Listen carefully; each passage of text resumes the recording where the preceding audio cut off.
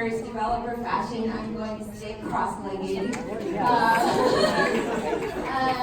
So my talk is going to be via my computer, I think. Do it. Okay, cool. Is that? Yes. Oh, I see why.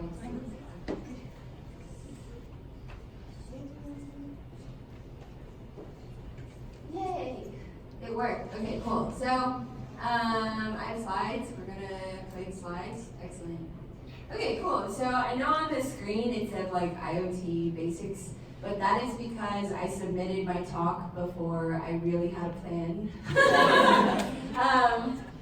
But so I named my talk doing the IoT thing to make it as generic as possible. I work at Yonomi, which is like a smart home interconnected devices company.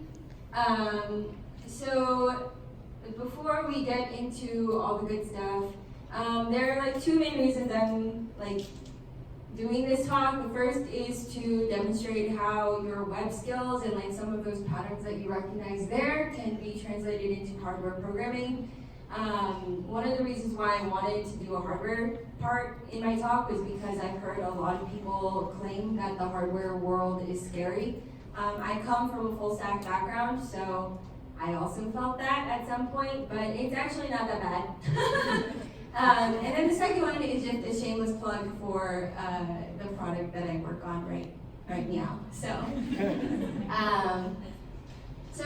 in the smart home devices world, you kind of have like two main parts that are like very obvious to anybody who's used a smart home device or smart device. There's the extraordinary device with all its functionality, the smart thermostat, the smart lock, the smart light. And then there's like the app that you like control the light or thermostat, the device with, right? It's like, oh, there's like a nice toggle thingy, there's like a nice slider thingy, right? So like we're all familiar with those UI components. And basically in the IoT world, it's like that, those components end up controlling what happens on the device. And then the thing that connects these two entities is the freaking internet. Okay? All right, so behind the internet are all these coders, which is all of y'all lovely people, and myself. So there's kind of like two parts. There's the code that like tells the device to do its magic, and that's like hardware level, like turn the freaking light on or change the temperature setting, etc. And then there's the code that, so I assume that most of people were like web development-y, full stacky. So the code that we're familiar with is the code that talks with the app, right? The HTTP API call type stuff. Then in the middle of all of that is the cloud. So when you think about coders, we're the software engineers, we're familiar with full stack programming, etc. The firmware engineers are those who are familiar with hardware specific stuff, like what happens when you need to allocate a certain amount of memory to do certain things, etc. But then the difficult part is really the cloud services that go in between these two pieces of code. And that's like, well, the reason why it's complicated is like, just think about how, with the knowledge that you have, you're gonna pass the information from your app to the device. There's a lot of unknowns there, and there's like fancy shit. Like, what if you want to like tell all your like users that they need to somehow turn on their lights or their house is on fire? Like, you want to send them a text messages? Okay, how are you going to do that, right? So there's a lot of things to consider that live in the cloud. Okay, cool. So the solutions that currently exist out there are, in my opinion, not great. So the there's generally like three ways of doing this if you are a device maker. So like if I'm the person that is, or the company that is making my extraordinary connected device, the three options are sort of like, you go with a company that will allow you to do the entire stack. So that's like, they will give you the chipset, they will give you the hardware, they will do all of the cloud stuff for you, and they will build an app. So the reason why that sucks is because if you're making a hardware product, you kind of feel like it's your baby, And giving all of that control to someone else is kind of like asking them to like be like, these are like kind of the way and like the values that I'd like to instill in my kids, but I'm not gonna actually raise them. You genetically engineer them to just like behave the way I specified. And that's a lot of trust. It usually doesn't go very well. And yeah, like you understand, right? People have babies in here, I'm sure. Okay, the second solution that I've actually used in a previous company is where they give you the hardware, so there's a chipset, and they'll give you the cloud that they've designed along with all of that. So you have flexibility in your app side, but it's still very limiting. Like once you want to introduce new capabilities, etc., you're very limited to what they offer in their plan. And some of these companies that offer that solution are very expensive. And you know what hardware startups don't have? Money. So here, insert shameless plug of what I work on is ThinkCloud, which is a Yonomi product, is essentially all of this shit in the middle, this pink stuff, with two APIs, one API to expose on the device side and one API that exposes to the app side. So you can write however you want on your app side, and you can use whatever hardware you want on your device side. You just have to plug and play, and you are good to go. So here on my right side, we have the extraordinary device which I wired up, which is essentially a Raspberry Pi, which is like a tiny computer. I'm actually going to exit out of this and open up a camera. What is the app on the photo booth? Excellent. So that is me.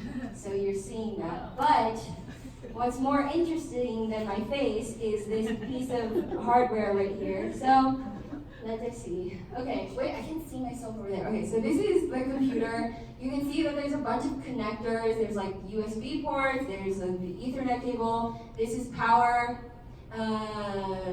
What else is connected? Oh, and then you see these like two wires coming out into this awesome, this is called a breadboard. I forget why, but I think that's a cool name. Anyways, so it's not entirely clear, but this right here is an LED, which is a light.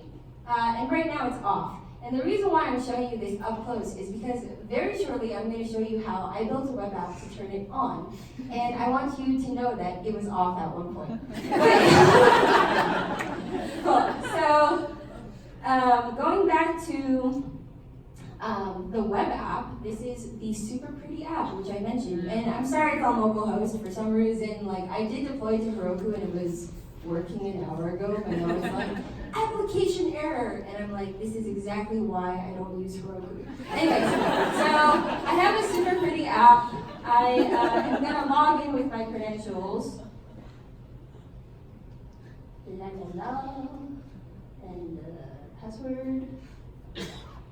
And I have the network tab open just so you guys can see what the hell's going on. So a login request is being made. The ThinkCloud API, as you can see, is built with GraphQL. I don't know if you guys are familiar with it, but I just learned it. I'm very new to it, and it's pretty cool. Okay, cool. So this is the excellent UI that I built. I didn't do much, but I did bother to center align everything. So you're welcome. So if you can see here, it's a basic toggle switch, and basically what I'm going to do is I'm going to turn it on. So it's taking its sweet ass time, but eventually it will be on. And in the back end, come on, you can do it. Oh wait, I know why this isn't working. Wait, do I? Oh my god, this is really sad, guys. Hold on. Oh wait, I do know why. I didn't start the server that's running code to listen to this event. We're gonna backtrack real quick. So that's because I wanted to show you guys something, and I forgot that I wanted to show you guys something. So right here, clear is how you clear the terminal. Okay, cool. So my Pi exists on the internet now. It's connected to Wi-Fi. The IP address is the IP address that you see here. So essentially what I'm doing SSH-wise is like I'm using my computer to connect into the server that exists on my Pi. So, once I get in there, this is the operating system that lives on the Pi. I can go into where my server code exists, and I can start up the server that is now listening for events from the web so that the light will actually turn on this time. So it's a simple node server. I'll show you guys the code in a bit, but you can see that I added some logs, so this means that the device is connected to the internet. And receiving messages now basically means that it is ready to receive the light turning on request that I'm about to send from my web app. So now, it's working!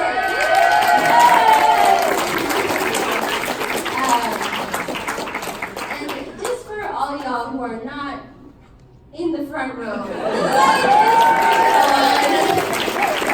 Alright, cool. So, I'm gonna be honest, all of this took me about, in total, like 48 hours, like including the slides. So that's not bad. Like, developer time-wise, that's pretty good. I mean, that's like a week or so of work. Anyways, so I want to show you side by side the app code and the device code. I don't know how to zoom in. Can you guys see that? All right.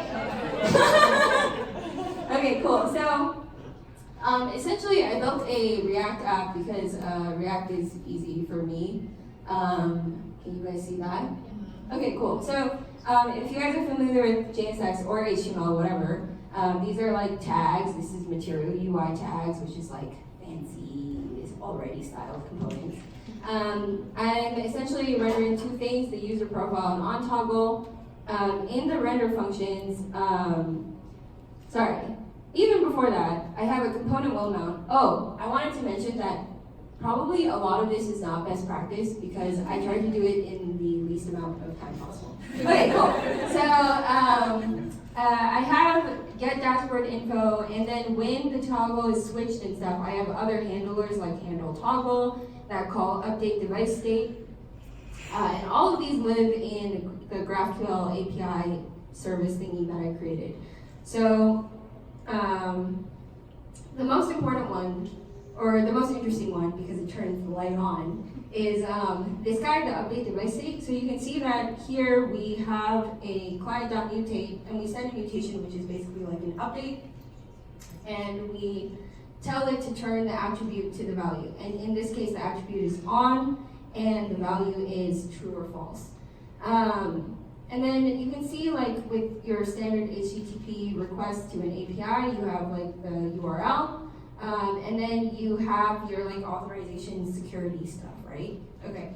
So in that same way that when you toggle the device, now you saw that the toggle changed from like off to on.